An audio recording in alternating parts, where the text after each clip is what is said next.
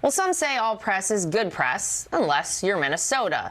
The North Star State has been thrust into the national spotlight for all the wrong reasons, starting with the massive fraud scandal where billions of dollars in taxpayer funds meant to help low-income Americans and hungry children were instead stolen.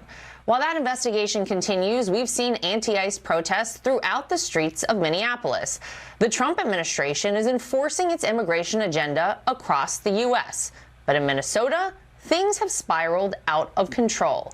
And behind all the headlines are real people who have to live and work in the midst of all the turmoil.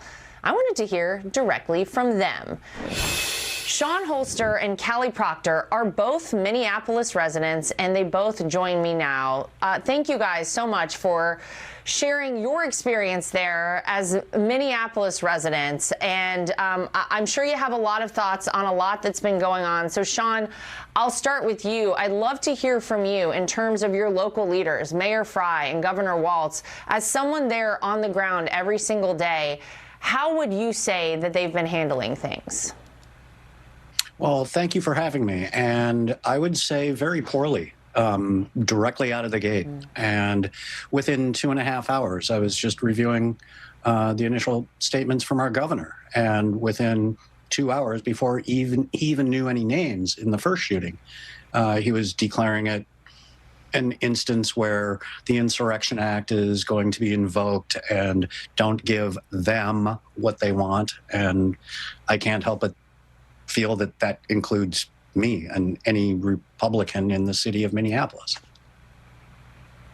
Yeah, I can't imagine, Callie, what it's been like to actually live there. So maybe you can kind of give us an idea about what it's been like there on the ground. I know that some schools have had to close down, and you've been a longtime resident there in Minneapolis, but you actually say that living through COVID, living through George Floyd riots and all of that didn't even drive you out, but you're thinking about possibly moving. So tell us what it's like there. Yeah, well, thank you for having me, first of all, Laura. I think there's just absolutely a spirit of chaos here, kind of, I don't know, more than there ever has been, it feels. I think, like Sean said, this really intense and charged and divisive tribalistic rhetoric that leaders are using, especially our local leaders here, absolutely make things worse. And yeah, you know, I've lived here for 8 years now downtown. I live with my husband and son, and we, in general, love it and don't want to move. But this is the first time that we're kind of looking at each other, questioning, like, is this really the place for us anymore? Which is very sad to us. And I think for me, a real tipping point recently was the invasion of that church in St. Paul. And I just can't seem to get over it. I can't believe that there isn't more outrage and just more condemnation from our leaders here. I think everything has been heightened, certainly in our places of worship. So no doubt that's affected a lot of people across the country, and especially there. Now, Sean, in addition to the unrest on the streets, your state's been under the microscope for something else, for the fraud there. So give me your reaction as a citizen there to that whole scandal. Have you been surprised about what we've learned about this massive fraud scandal there in Minnesota? Not one bit. Not one bit. This is a drum we've been beating for about 10 years now that has largely gone ignored. And these protests and the fraud, I don't believe they're separate issues at all. The same participants in these protests go back to the same participants in the George Floyd riots and are all part of the same interconnected political network. I mean, this is not surprising. Yeah, it all feels a little performative, I think, to some people, Sean, no doubt about that. Highly.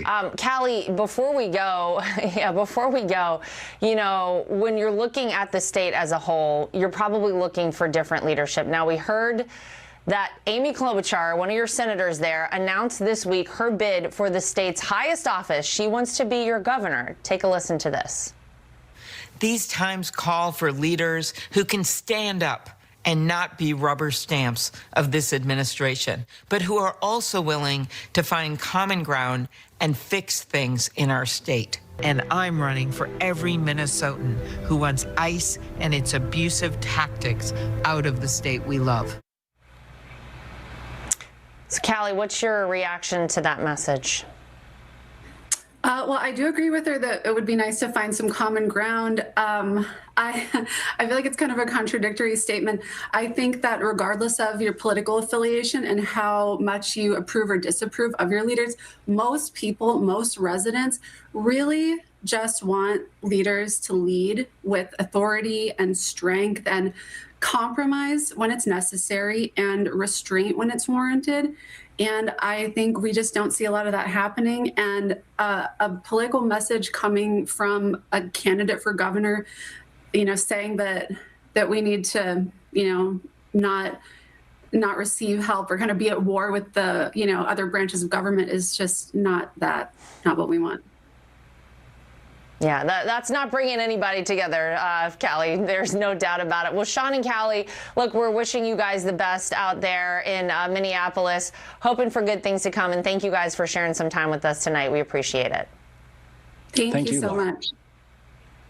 All right.